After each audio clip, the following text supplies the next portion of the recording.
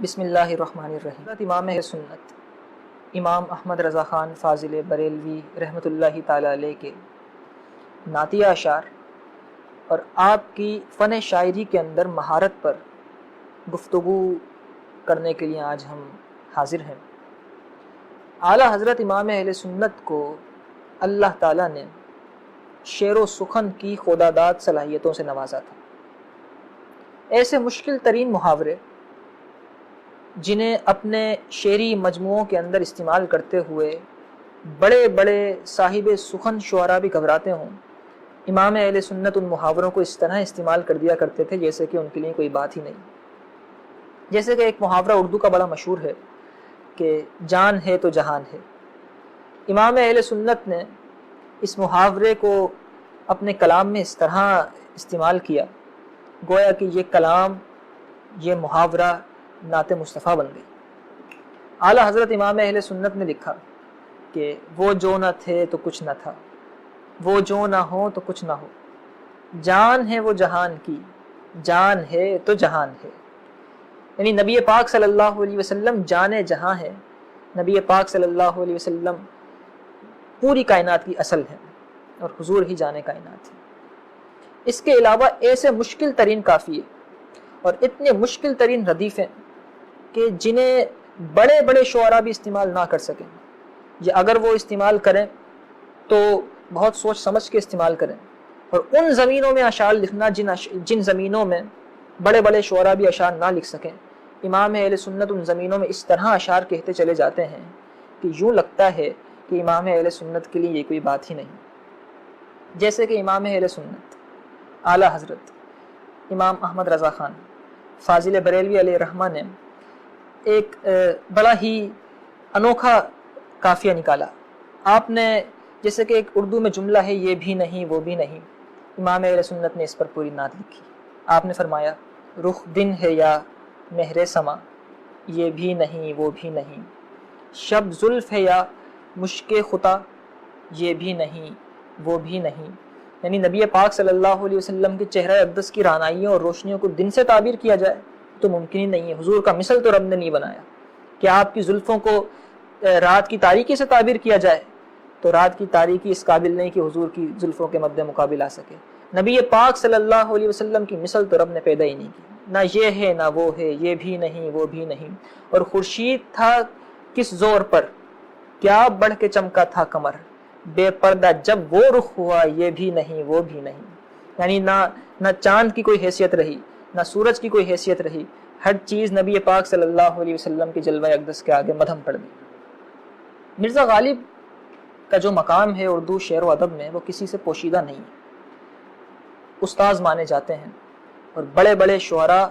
مرزا غالب کو اپنا استاد ماننے پر فخر محسوس کرتے ہیں۔ مرزا غالب نے ایک زمین میں بڑی مشکل غزل لکھی اور مرزا غالب نے کہا کہ ہاں وہ نہیں خدا پرست، ہاں جاؤ وہ بے وفا سہی، جس کو ہو جان و دل عزیز اس کی گلی میں جائے گی۔ مرزا غالب کی یہ سوچ تھی کہ محبوب کی گلی میں جانا نہیں چاہیے،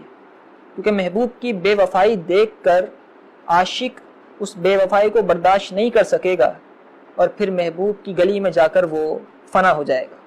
جس کو ہو جان و دل عزیز اس کی گلی میں جائے گی۔ اور یہ اتنی مشکل زمین تھی، یہ بحر اتنی مشکل تھی کہ مرزا غالب کے بعد کسی بھی شاعر کے اندر ہمت نہیں ہو سکی کہ مرزا غالب کی زمین کے اوپر وہ شعر کر سکے یا شعر لکھ سکے مرزا غالب کی زمین پر۔ کہ امام اہل سنت اعلیٰ حضرت امام احمد رضا خان فاضل بریلوی علیہ الرحمہ کی شعری بلندیاں تھیں اور آپ کی فن شاعری کے اندر کمال مہارت تھی کہ اعلیٰ حضرت نے اس زمین میں شعر نہیں بلکہ پوری نعت لکھی۔ اور امام اہل سنت نے فرمایا پھر کے گلی گلی تباہ، ٹھوکرے سب کی کھائے کیوں، دل کو جو عقل دے خدا تیری گلی سے جائے کیوں۔ مرزا غالب تو کہتے تھے محبوب کی گلی میں جانا نہیں چاہیے، امام اہل سنت فرماتے ہیں رسول اللہ کی گلی سے واپس نہیں آنا چاہیے۔ اور پھر امام اہل سنت نے اس کے بعد فرمایا، آپ نے فرمایا کہ رخصت قافلہ کا شور غش سے ہمیں اٹھائے کیوں، سوتے ہیں ان کے سائے میں کوئی ہمیں جگائے کیوں۔ اور پھر امام اہل سنت نے جب پوری نعت لکھی تو پھر امام اہل سنت آخر میں جا کر دعا کرتے ہیں، آپ فرماتے ہیں جان ہے عشق مصطفیٰ روز فزوں کرے خدا، اللہ تعالیٰ اس عشق مصطفیٰ کے اندر اور اضافہ فرمائے. جان ہے عشق مصطفیٰ روز فزوں کرے خدا، جس کو ہو درد کا مزہ ناز دوا اٹھائے کیوں. امام اہل سنت نے اتنی مشکل ترین زمینوں کے اندر اس طرح نعت کہہ دی کہ یوں لگتا ہے کہ امام اہل سنت کے لیے یہ مشکل ترین زمینیں کوئی حیثیت رکھتی ہی نہیں. غالب کو اپنے اس کلام پر، اس غزل پر اتنا فخر تھا کہ غالب یہ کہا کرتے تھے کہ اگر کوئی یہ چاہتا ہے کہ اردو شاعری کو فارسی کے مد مقابل لا کر کھڑا کر سکے تو اس کو چاہیے کہ میرا یہ کلام جا کر دکھا دے. اور مرزا غالب نے اس چیز کا برملا اظہار بھی کیا. ایک جگہ مرزا غالب نے لکھا کہ جو یہ کہے کہ ریختہ کیوں کر ہو رشک فارسی، گفتہ غالب ایک بار پڑھ کر اسے سنا کہ یوں. مرزا غالب نے کہا کہ اگر کوئی یہ کہے نا کہ اردو شاعری کی کوئی حیثیت نہیں ہے اور فارسی شاعری اردو شاعری کے مقابلے میں بہت بلند مقام اور مرتبہ رکھتی ہے، فارسی شاعری میں بڑے بڑے شعراء پیدا ہوئے ہیں، حضرت شیخ سعدی، حضرت امیر خسرو اور بڑے بڑے نامور شعراء فارسی میں پیدا ہوئے، اور اردو شاعری فارسی کے مقابلے میں کوئی حیثیت نہیں رکھتی، تو اگر کوئی یہ کہے کہ ریختہ کیوں کر ہو رشک فارسی تو اسے میرا کلام لا کے دکھا دینا، اور یہ کلام جا کے دکھا دینا کہ دیکھو یہ وہ کلام ہے جو فارسی شاعری سے آنکھیں ملانے کے قابل ہے. اتنا فخر تھا اس زمین پر غالب کو. لیکن امام اہل سنت اعلیٰ حضرت نے جب عطائے مصطفیٰ پر شکر ادا کیا اور نعمت باری تعالیٰ پر جب شکر ادا کیا امام اہل سنت نے، تو امام اہل سنت نے بھی اسی زمین پر شعر کہا. اور امام اہل سنت نے فرمایا جو کہے کہ شعر و پاس شرع دونوں کا حسن کیوں کر آئے، یعنی اگر کوئی یہ کہے کہ دونوں چیزیں پاس شرع بھی رہے اور شعر و شاعری بھی ہو، دونوں ایک ساتھ کیسے جمع ہو سکتی ہیں، تو آپ فرماتے ہیں لا اسے پیشے جلوائے زمزمائے رضا کی یوں.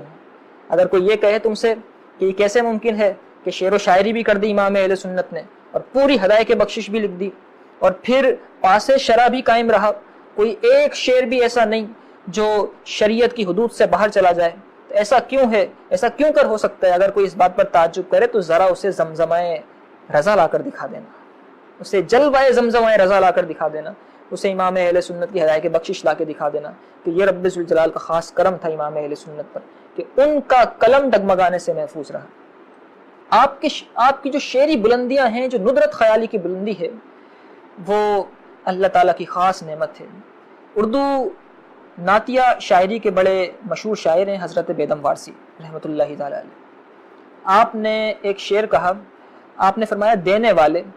مجھے دینا ہو تو اتنا دے دے کہ مجھے شکوائے کوتاہی دامہ ہو جائے، یعنی یا رسول اللہ مجھے اتنا دیجئے کہ میرا دامن وہ تنگ پڑ جائے اور آپ کی نعمتیں زیادہ ہو جائیں. یہ حضرت بیدم وارسی نے نبی پاک صلی اللہ علیہ وآلہ وسلم کی جود و سخا کا ذکر کیا تھا. جب امام اہل سنت نے نبی پاک صلی اللہ علیہ وسلم کی جود و سخا کا ذکر کیا تو آپ نے فرمایا کہ واہ کیا جود و کرم ہے شہ بتا تیرا، نہیں سنتا ہی نہیں مانگنے والا تیرا،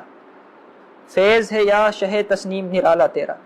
آپ پیاسوں کے تجسس میں ہے دریا تیرا. یعنی آپ فرماتے ہیں کہ ایسا کیسے ممکن ہے کہ مصطفیٰ کریم صلی اللہ علیہ وسلم سے کوئی چیز مانگی جائے اور آپ لا کے دیں، نہیں تو کبھی سنتا ہی نہیں ہے آپ کا مانگنے والا. یہ امام اہل سنت کی فکر کی بلندیاں تھیں. یہی تو وجہ ہے کہ جب امام اہل سنت کا نعتیہ کلام حضرت داغ دہلوی نے سنا تو حضرت داغ دہلوی نے برملا امام اہل سنت کا کلام سن کر فرمایا، آپ کہنے لگے کہ ملک سخن کی شاہی تم کو رضا مسلم، ملک سخن کی شاہی تم کو رضا مسلم، جس سمت آ گئے ہو سکے بٹھا دیے ہیں. جس طرف امام اہل سنت کا قلم چل گیا اس طرف آپ نے اپنے علم کی ضو پاشیاں کر دی. ہر طرف امام اہل سنت نے اپنے نور کی کرنیں اور اپنے علم کی نور کی کرنوں سے ہر طرف کو روشن اور منور کر دیا. اللہ تعالی ہمیں امام اہل سنت اعلیٰ حضرت کے عشق سے حصہ عطا فرمائے، مسلک اعلیٰ حضرت پر اللہ تعالی ہمیں قائم و دائم رکھے اور اسی عشق کے ساتھ اللہ تعالی ہمارا خاتمہ فرمائے.